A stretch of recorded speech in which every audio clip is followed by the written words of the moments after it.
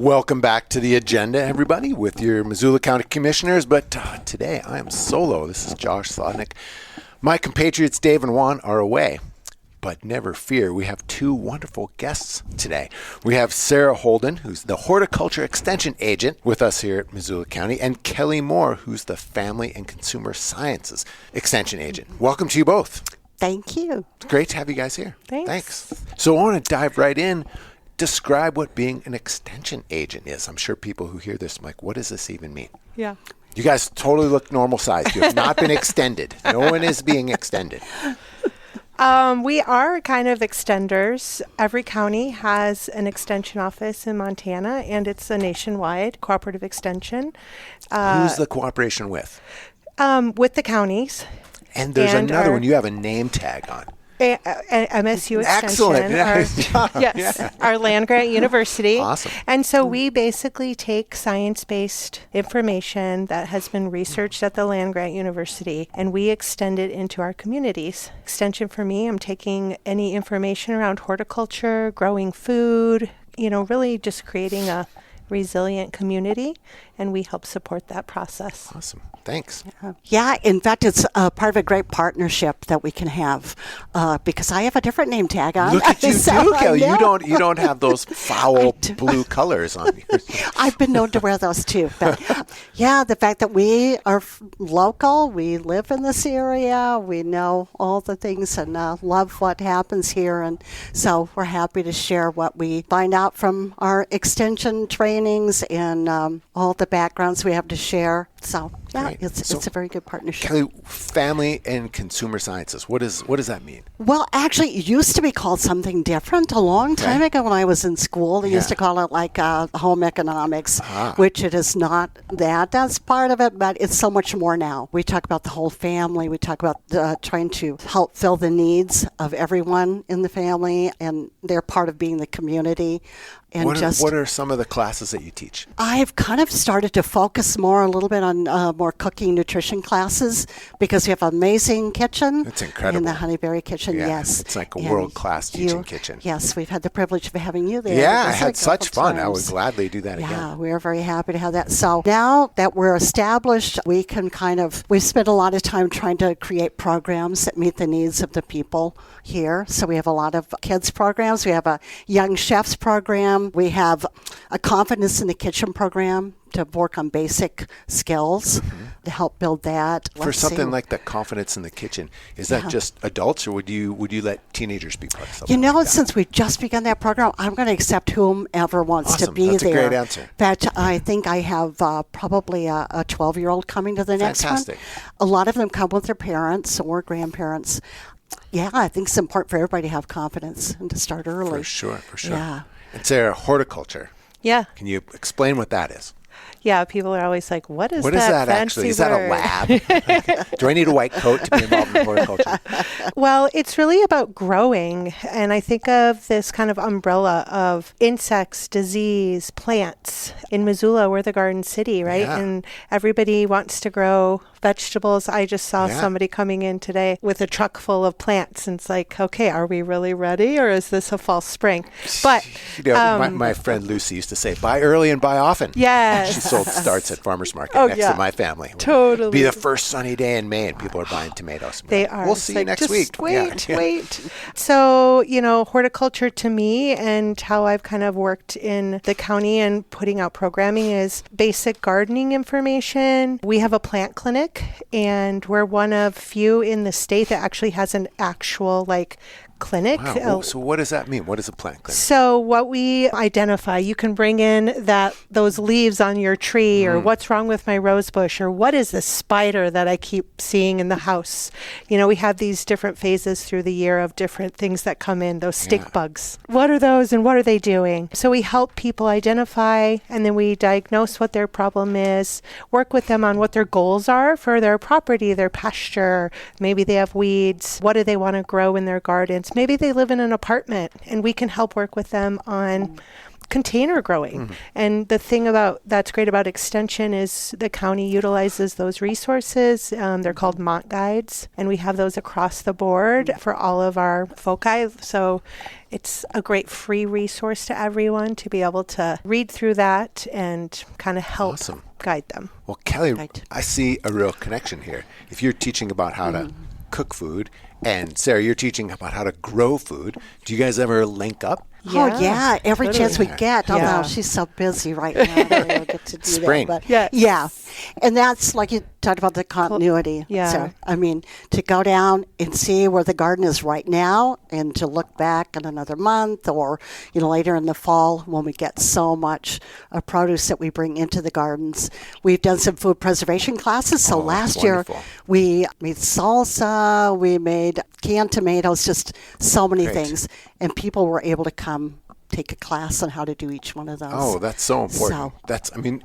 For years I would hear this concern that, you guys are all about growing food, but come on, it's the North. We have winter for half the year. You won't be realistic. Yeah.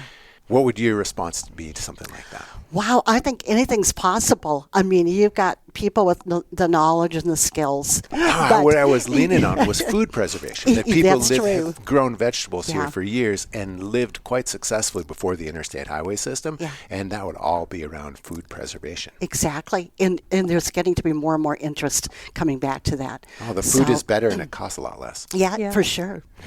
And it feels so good to know that something you had a part of growing. That's so important. That's super important.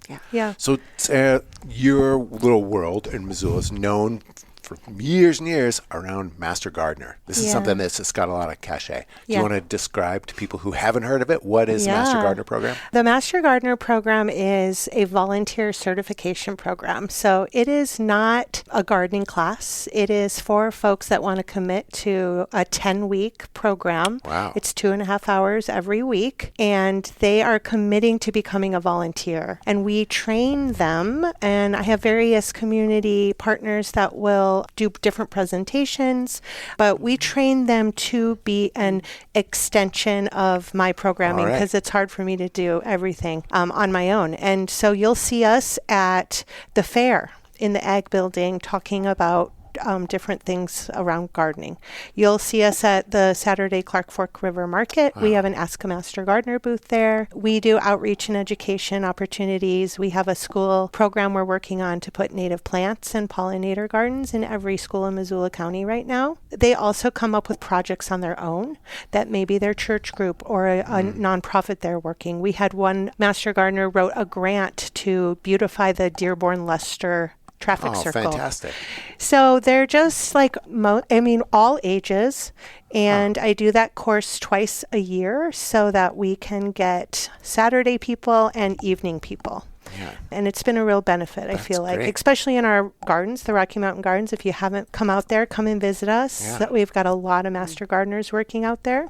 So what are some of the things a Master Gardener might learn about in this course? So we learn about ornamental trees. We learn about herbaceous ornamental plants like flowers and herbs. We learn vegetables, soil health, which is really important. We do botany, plant propagation, weeds, wildlife exclusion, native plants. I've got Mary Rose that comes and talks about pollinators. We're moving away from lawns and irrigation and really trying to change with the times and what people want and what kind of questions we get. And we can gauge that through our plant clinic of what our community's needs are. So those are awesome topics. And how about if somebody has never dabbled in this world, but really wants to start growing things, but they're a long ways from Master Gardener. What do they do? Yes. So we have a program. This is a statewide program. In 2022, MSU Extension did a statewide needs assessment, and the number one need across the state was gardening.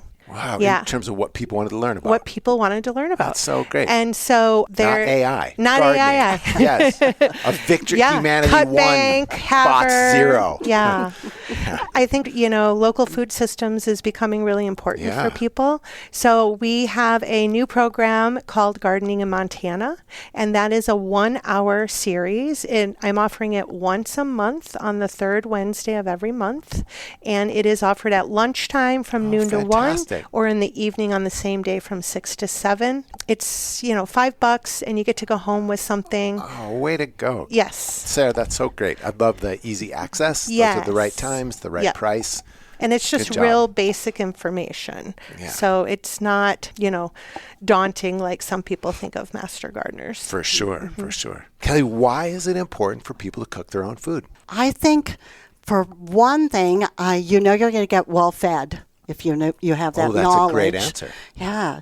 And I think the basic need is to obviously eat enough to stay alive, but there's so much more to it than that. Oh, man. I saw an ad the other day for the under $3 menu at McDonald's. That's really cheap poison if you look at it. Yeah. That's a lot of times you got to pay more for poison. Exactly. And I feel like we're kind of into that era where people are more concerned about what they're eating and how it affects them and how it affects their entire bodies, their entire lives. But I think it gives you a lot more control because what you eat is how you feel for the most part. And so that's a great way to say what you eat is how you feel. Yeah. That's it's great. up to be. So, Sarah, how come it's important for people to grow some of their own food? Just some, just a bit. How come that's important? I think Kelly and I have talked about this too with as we put together programming, food is medicine, right? Mm-hmm. And I have 2 kids and they loved being out in the garden. I think it's important to create those connections with our younger generation of where our food comes from. That is a disconnect that's happening right now. And I think that, if you just start where you are, you don't have to be an expert. Oh, for sure. You don't have to grow the most amazing varieties of tomatoes, but you need to be a plant detective and you need to be curious and get out there. And, some people they grow radishes and they hate radishes.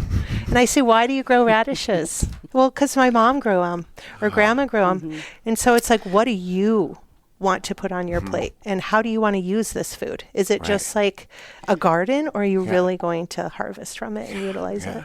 So have you guys heard from people who say things like, I really want my kids to eat more whole cooked food or eat more vegetables, but they just resist. What should I do?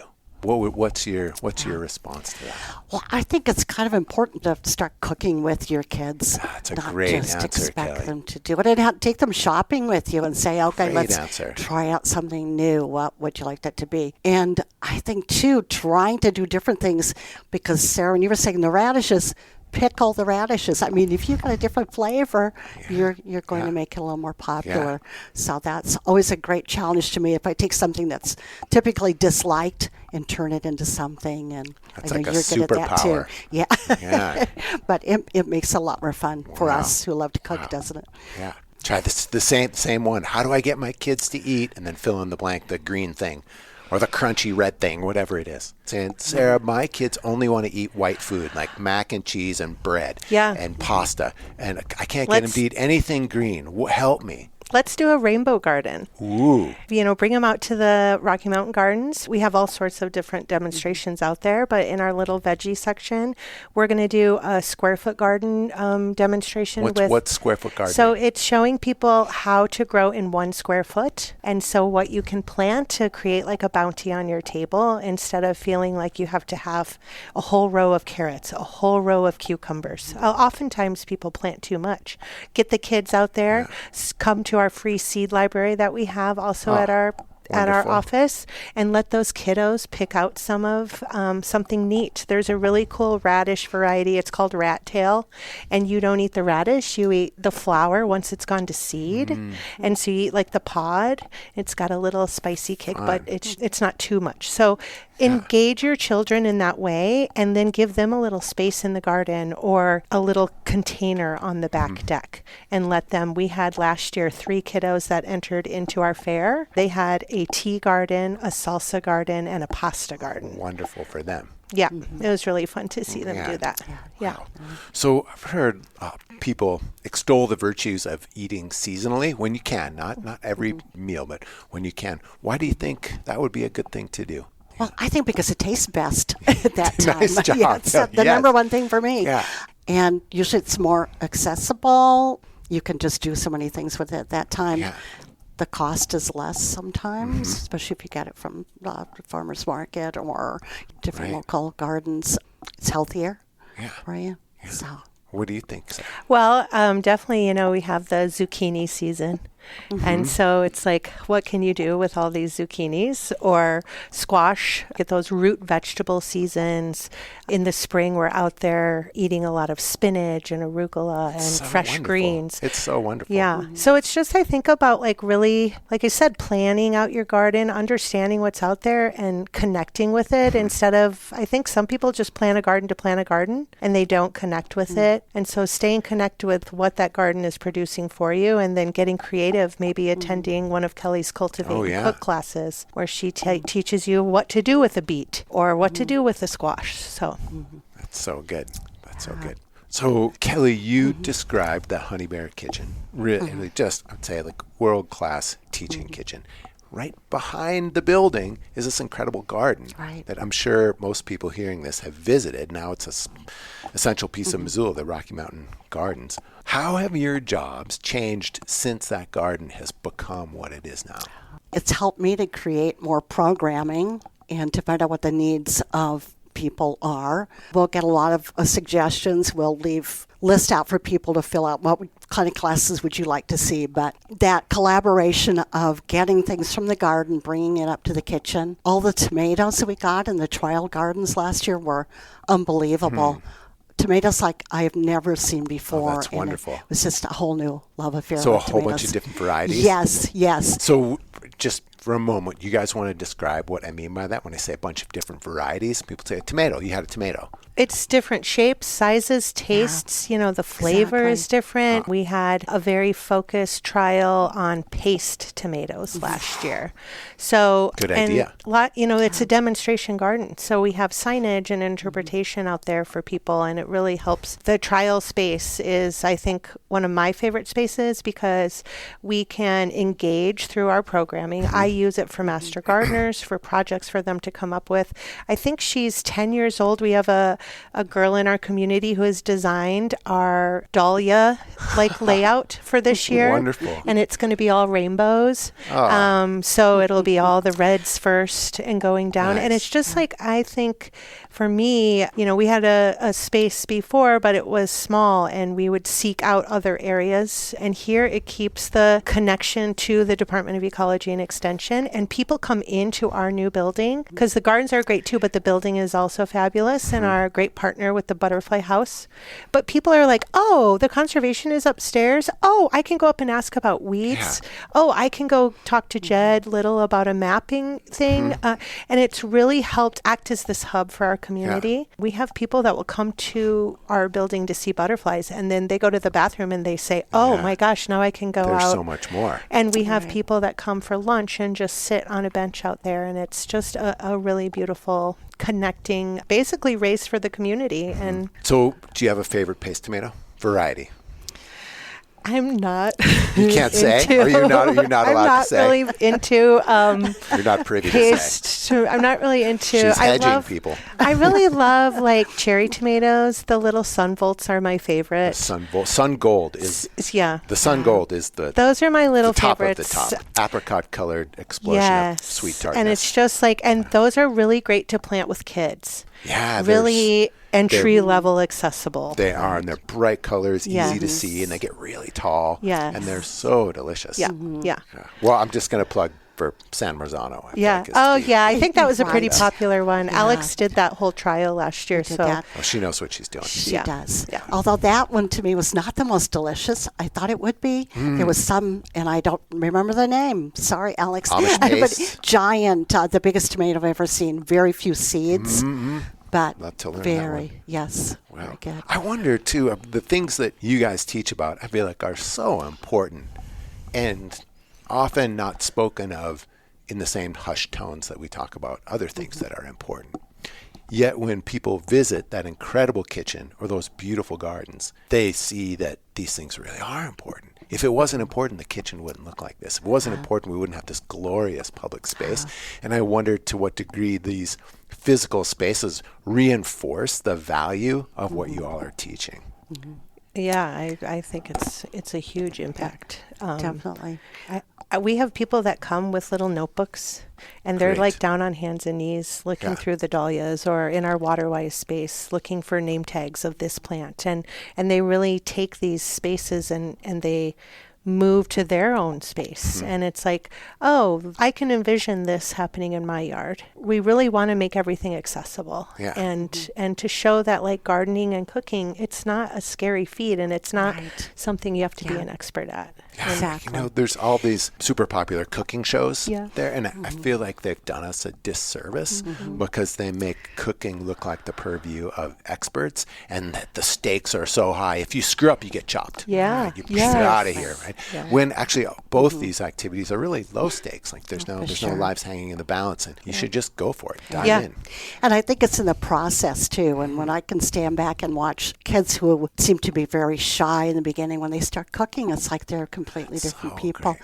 And how it brings family units together. Yeah. How, you Yeah. know, Oh, it's- that's a perfect segue for the next thing I was thinking. In my little experience of teaching this class, I saw a little miniature community take hold because we were all in it together. It wasn't sit in the chairs and watch the teacher. We all cooked this giant Yeah. meal together. Have you felt that happen in other classes, or have you felt that happen in the classes you teach, Sarah? Yeah, definitely. Yeah, I have really, I'm in grad school right now for agriculture education. And Nice. where Like, MSU. oh, it's okay. You've chosen to make the right choice Online. and live here. But I have really tried to focus the programming through our horticulture department to be hands-on and interactive and not death by lecture. Yeah. And like Master Gardener, Gardening in Montana, and other classes that we do, we just all are on the same page, even the ecology department. How can we put people in a real life setting with real world barriers and issues that they're dealing with at home, instead of just giving them a piece of paper and saying, work, yeah. here's what you do. Okay, see you later. Yeah. I want to see the light bulb going off, or I want them to come back and say, oh my gosh, I made that change in my compost pile and that really worked. Or I did this differently with my soil and that really helped with my plants this year. Yeah. And that's Yes. kind of the model of Right. extension. Yeah. Yeah. And I think, too, you can make that reinforcement so important there, because I could stand up and talk about nutrition, okay, Yeah. what you need to eat, what you need to have. But when people are actually making it themselves, and I can say, okay, taste that. That's actually better for you to eat than this would be. Like if we're talking about lettuce Yeah. varieties. Okay, your iceberg lettuce, you're not going to get a lot out of that. But when they taste the difference, then they're convinced and they'll make a change because of that. So Missoula has this real strong tradition around local food, local food growing, and local food eating. Multiple farmers markets, restaurants that really feature local food. Why do you guys think that is? I mean, I haven't lived in a lot of other communities, but I feel like Missoula is so connected and everyone cares about helping others. And, you know, we have a lot of nonprofits, Farm Connect and Yeah. Garden City Harvest, and Yeah. these groups that are trying to support our community in a way that is accessible and equitable, and everyone has a chance to try. And there's so many things to do in this community as well around, you know, healthy food, around community connection. We just had our Fox Fest. Yeah, I've heard. it was- I heard it was a raging success. It was fabulous. And I was like, 1,000 plus people at yeah, Fox Fest. come and see. Come and try our perennial vegetable over here that's called sea kale. And it's so good right now if you Yeah. want to come and get a little bite. Did you go to Liz Carlisle's chat about perennial vegetables? I wanted to be Perennial there, but I foods, was perennial foods. teaching Master Gardener in the Lupin Lab down the Oh hall. my gosh. Well, I realize I'm diverging here. Yeah. But there were 3 folks that were here for that. Liz Carlisle, one of Missoula's famous daughters, went to Hellgate High School, and Yeah. you know, their life began to slide a little bit. She ended up at Harvard. UC Berkeley for a PhD professorship at Santa Barbara, written multiple books, and it was great to have her come back. Yes. Start her latest book tour right here, but she brought with her Aubrey Streit Craig, her co-author, and Mariah Gladstone. Mariah Yeah. Gladstone. And oh my gosh, I got to moderate this, which I didn't take much. I basically just had to sit there and be quiet. And I guess that's a real challenge for me. But these three women were so insanely brilliant. Each of them just incredible. I think one of the most powerful panels I've ever witnessed. Just really incredible. And you could feel the crowd engaged. Right. And that too in the same building you guys work in. Right. Yeah, that's what's, I think, fun about our building is it's not just for us. Oh, it's such a wonderful it's for public space. everyone to come in with the same sort of like intention and mission. Yeah. We welcome you in. Mud is doing a bingo night with plants, that's great. It's just a great space to continue those connections. And what I love about Missoula is there's so much offered around food and nutrition and agriculture and community connections. It's not just us. It's like we can all collaborate together. Oh, it's so good. Kelly, do you have anything to add to that? Well, I think too, just speaks again of the partnerships that we really valued always through wherever we've gone to do programs. But the fact that we can be all housed in the same building, and it's not, hey, we do this better than you do, we're in competition.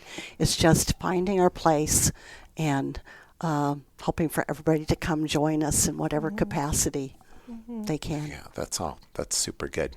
So I was going off about the Liz Carlisle event. You guys have tons of events. What's coming up in the near term you want to make sure people know about? I want to just give a plug again for Gardening in Montana. Check out our website, MissoulaEduplace.org. I also wanted to mention that we have pop-up plant clinics that are going to be going up in our rural areas of Missoula County that will help support our community members and meet them where they are. We have one scheduled May 12th in Lolo. I think the other one is also May 12th in East Missoula. We're looking at Bonner, Clinton, Frenchtown, and working on Sealy Lake, Condon area. So, there will be opportunities to bring those pesky bugs or those dying leaves in to those pop-up plant clinics. And then my last challenge is to enter something that you grow into the fair this year. We would love to expand our agriculture exhibits, and the fair will be a little longer this year. And so given that, would somebody enter something just for a few days and then maybe another thing for a few days? Because it's not going to hold up for 8 days. I know, that is the one thing. But it's okay. thing. You can do a few days of one, a few days of the other. It will start to look a little peckish. But Kelly and I both are superintendents at the fair, and it's a little bit early, but, bring in your garlic or your onions or what you have. Don't be afraid to enter our open class and help shine and show what you do. Yeah. We have some classes that are pretty much regular. Our Cultivate and Cook classes are monthly.